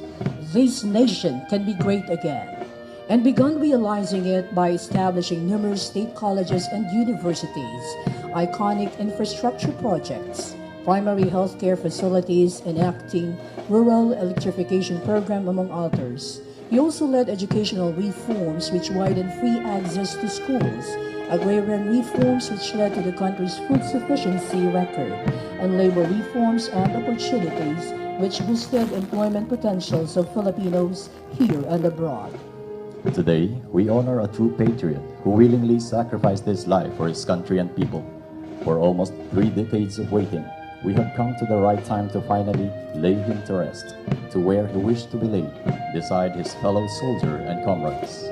If there are no heroics now, from whom will future generations derive their inspiration? He said.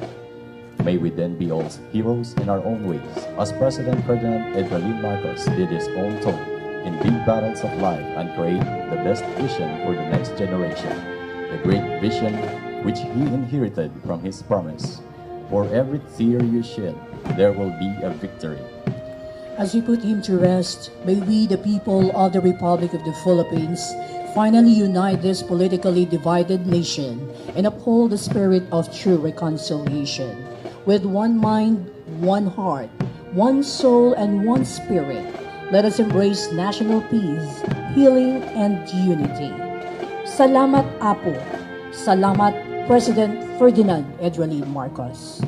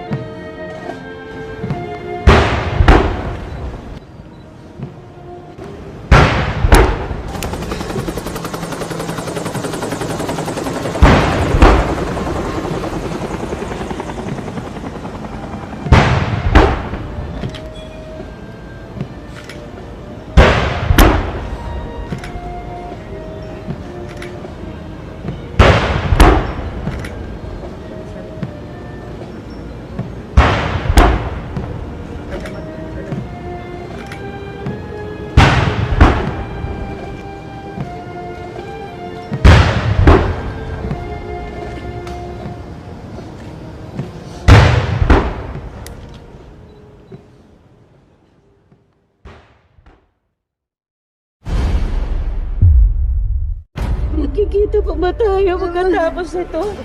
Uuwi na tayo. Ngayon na. At saan naman tayo pupunta? Dito kami mamamatay ng daddy mo.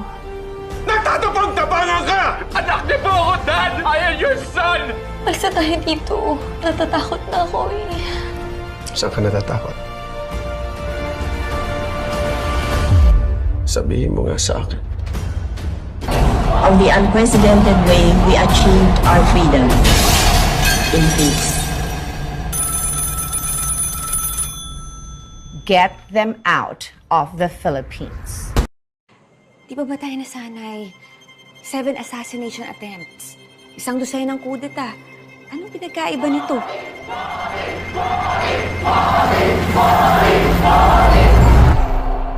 Kanina pa lang 6:30 ng umaga, may sinasabi na yung babae sa radyo na wala na raw yung mga Marcos. Sino itong mga kasama natin dito? Aparisyon? Bongbong! Dad! Bakit ganyan pa rin ang damit mo? Anong gusto mong palabasin? Dad, pinasabugan na po nila tayo. My order is to disperse the crowd all the time, Mr. President. Without shooting them. No. So, ang gusto mo, pasabugan din natin sila. Pugat to ng mga ahas! Dilingkis na nila tayo! Maghihintay na lang sila ng kung kailan yung tamang oras para lagutin yung hininga natin! Anong alam mo sa pagkapanalo? Anong alam mo sa katapatan? Gayong, palagi kang nagpa-party, palagi kang wala, palagi kang nasa club! Walang mamamatay dito. Hindi ko kayo iiwan ni Daddy. Bibit-bitin ko kayo sa ayaw niyo at sa gusto. Bakit ba kasi tayo aalis? Kung hindi tayo lalaban, kailangan naman maging ligtas tayo. Pinalibutan na nila itong Malacanang. Hindi na maintindihan kung sinong pwedeng pagkatiwalaan dito sa palasyo. We are finally free and we can be truly proud of the unprecedented way we achieved our freedom in peace. Get them out of the Philippines.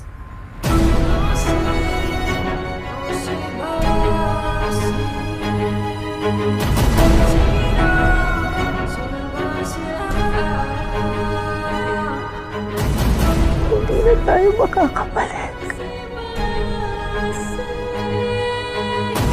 Makakabalik tayo. Makakabalik tayo. Ano na? Hindi na ako tumodas-todas. Kasi naman, tayo ka ng tayo eh. Totoo yan. Maswerte talaga ang nakaupo.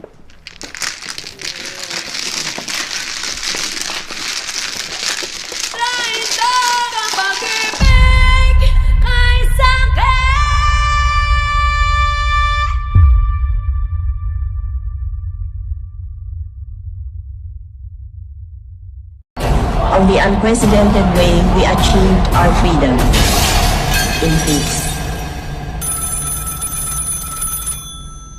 Get them out of the Philippines. Makakabalik tayo. Ano na? Hindi na ako tumodas-todas. Kasi naman, tayo ka ng tayo eh. Totoo yan. Maswerte talaga ang nakaupo.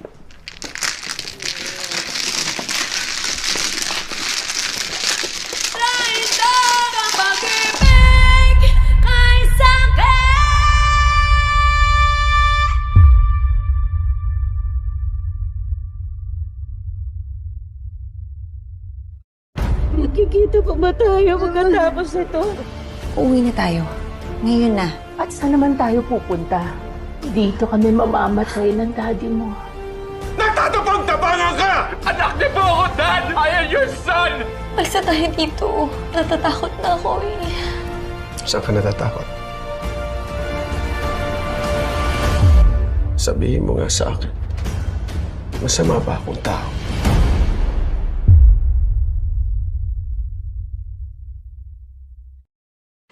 Di ba tayo nasanay? 7 assassination attempts. 1 dosenang kudeta. Anong pinagkaiba nito?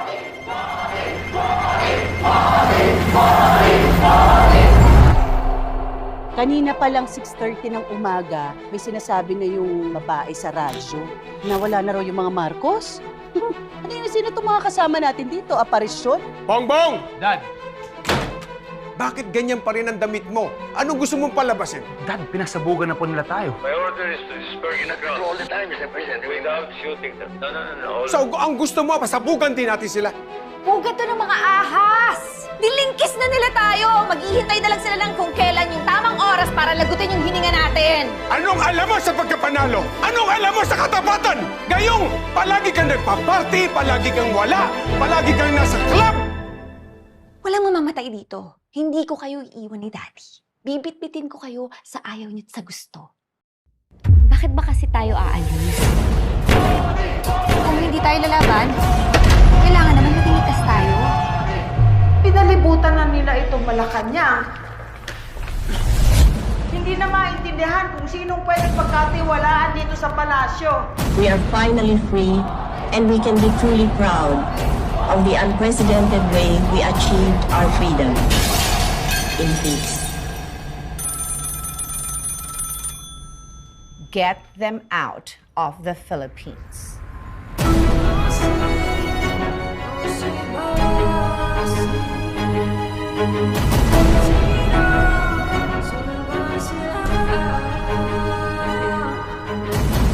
Hindi na tayo makakabalik. Makakabalik tayo. Makakabalik tayo.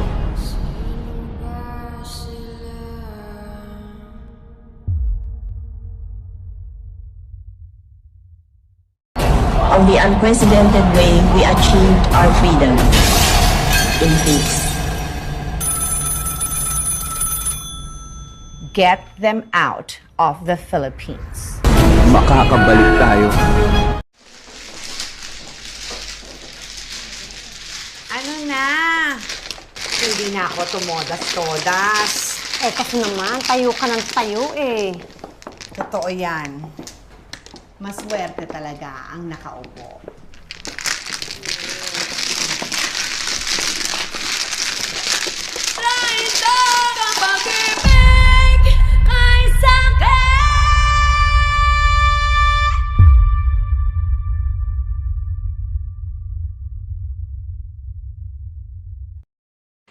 Di ba tayo nasanay?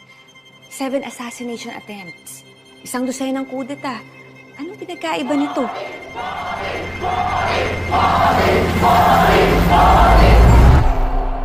Kanina pa lang 6:30 ng umaga, may sinasabi na yung babae sa radyo na wala na raw yung mga Marcos.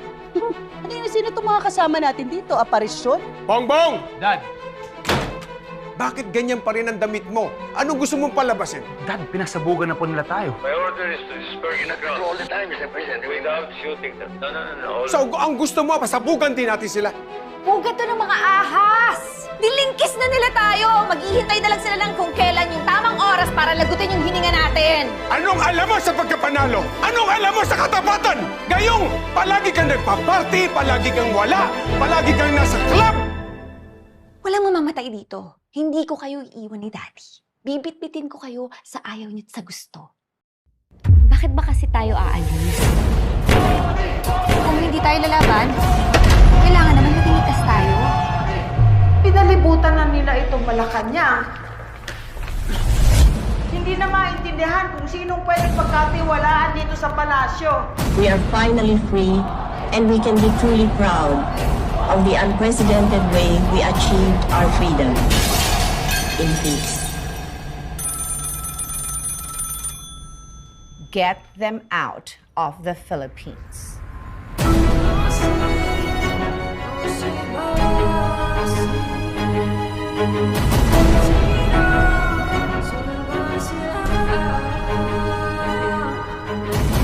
Hindi na tayo makakabalik. Makakabalik tayo. Makakabalik tayo.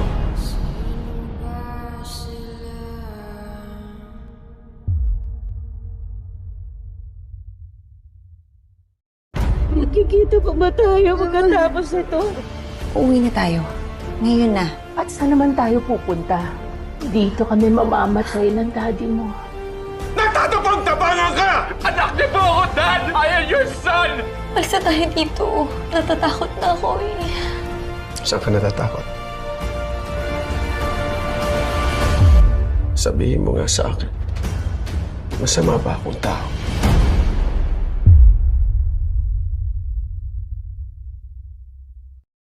Magkikita pa ba tayo pagkatapos ito?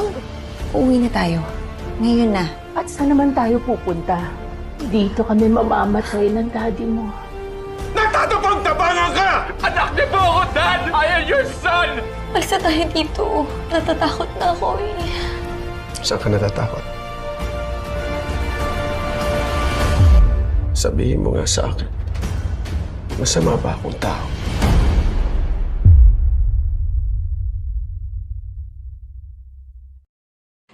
Di ba tayo nasanay? 7 assassination attempts.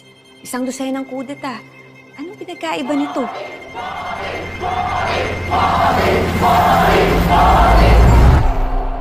Kanina pa lang 6:30 ng umaga, may sinasabi na yung babae sa radyo na wala na raw yung mga Marcos. Sino itong mga kasama natin dito? Aparisyon? Bongbong! Dad! Bakit ganyan pa rin ang damit mo? Anong gusto mong palabasin? Dad, pinasabugan na po nila tayo. My order is to disperse the crowd all the time, Mr. President. Without shooting them. No. So, ang gusto mo, pasabugan din natin sila.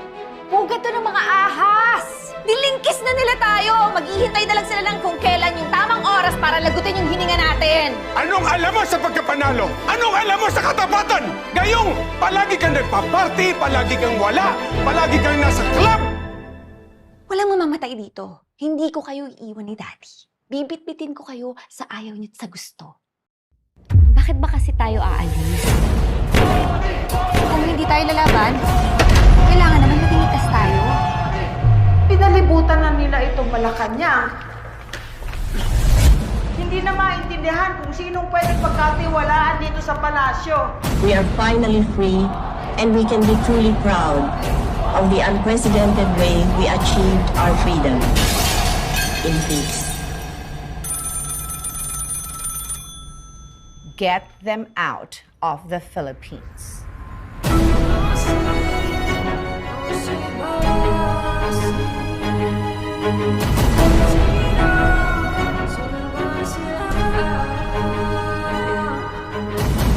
Hindi na tayo makakabalik. Makakabalik tayo.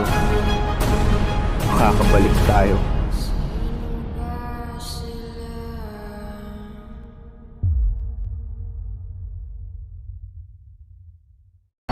Of the unprecedented way we achieved our freedom in peace. Get them out of the Philippines. Makakabalik tayo. Ano na? Hindi na ako tumodas-todas. Eh, kasi naman, tayo ka ng tayo eh. Totoo yan. Maswerte talaga ang nakaupo.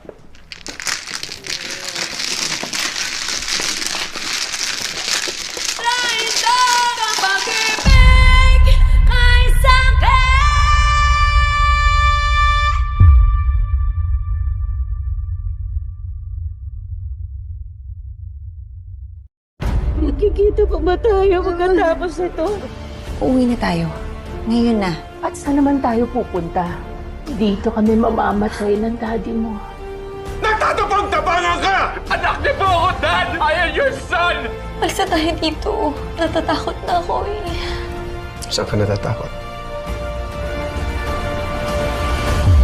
Sabihin mo nga sa akin, masama ba akong tao?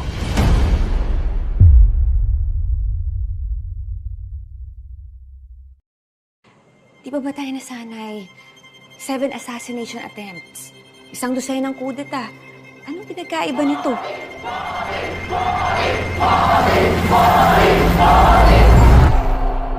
Kanina pa lang 6:30 ng umaga, may sinasabi na yung babae sa radyo na wala na raw yung mga Marcos.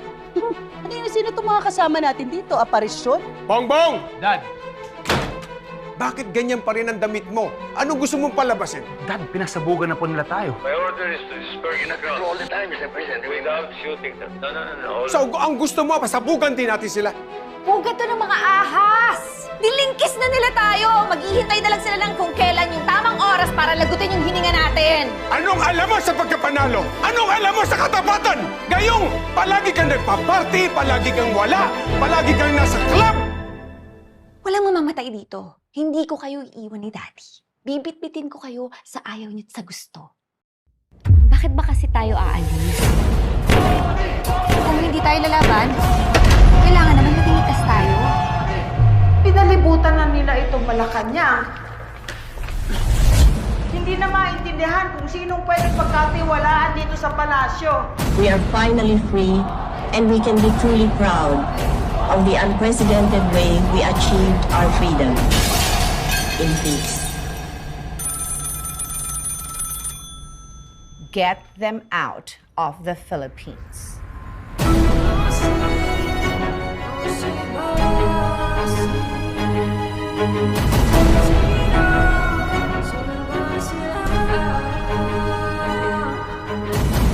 Hindi na tayo makakabalik. Makakabalik tayo. Makakabalik tayo.